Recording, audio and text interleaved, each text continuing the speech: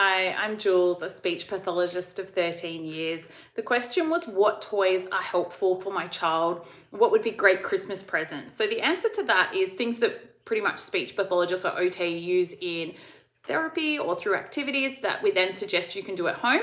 So the toys for those include, obviously, Mr. Potato Head.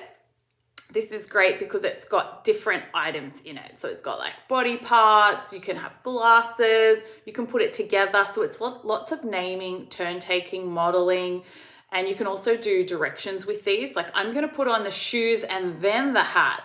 So you make it fun. As always, you're doing the activity. Don't like always put it on the child because that, as we know, isn't lots of fun when we're playing, being told what to do. Next one, really common, the piggy bank. So you can have coins, again, tokens, where you can take turns and you can put them inside things. You can hide them under other things. They've got colors and these also have animals on them. Similar ones like these token or posting toys are, I think there's a fish one, and basically if you search token or posting toy. So these are the ones that pretty much all speech therapists or even OT have in their toolkit. Play food. You can even get ones that are Velcro cutting. So again, you've got OT kind of holding, OT skills rather, practice holding the knife. You can take turns cutting, pretend play. If your child's not into imaginative play, that's okay. You can use them for something else. You can line them up, throw them inside a little basket or a shopping thing, like have it as a throwing game.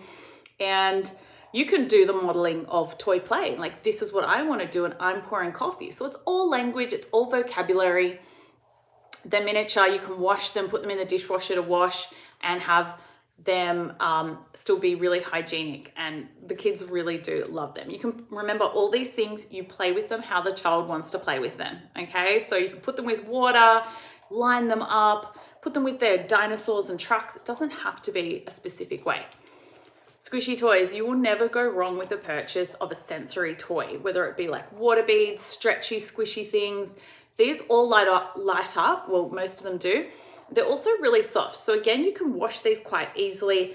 And if a child really likes playing with them, touching them, putting them on their face, stretching them, throwing them, they're not hard, even though some of them have spikes. They're not gonna be a concern or anything like that. So they're nice and fun and soft animals.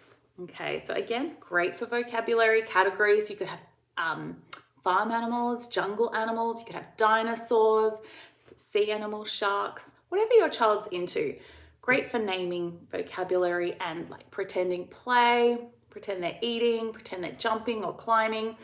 For some children, they might like to line them up, or they might like to throw them into a little basket or a bucket, or play with them in a different way, and that's okay. You could pop them in the bath or with some water, or put cocoa on them and wash them if your child really likes some water, and a bucket and shovel. So again, water play or with water beads or kinetic sand or even real sand, inside or outside.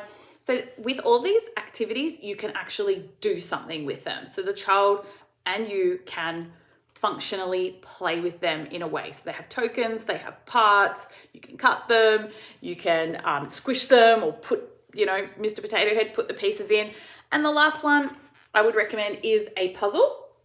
So it's an inset puzzle, meaning like it falls into the gap. This one's tricky because it doesn't have the matching side, but you can help your child by lining them up.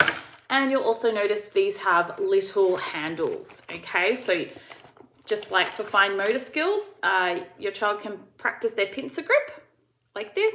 And it's also great. A lot of children I saw were practicing their words with this. So you can do your sign for shark and for crab and octopus, and practice saying, like I have a yellow octopus, my turn. Take turns popping them in.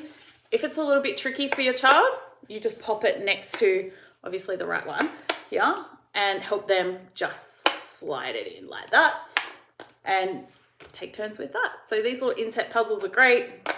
If you can, get the ones with matching pictures, or if you want more of a challenge, get the blank one like I did. I hope you found this helpful. Keep your questions coming through. I'm happy to answer them while I'm on mat leave and potentially even going on from that. So take care.